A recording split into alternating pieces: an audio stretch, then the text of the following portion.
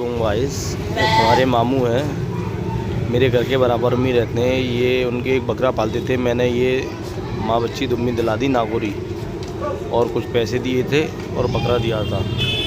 तो काफ़ी दिन से कह रहे थे शौक करने की।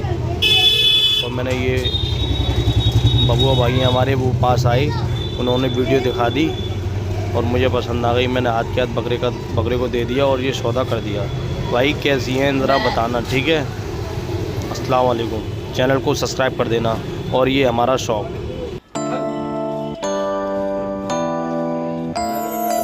है।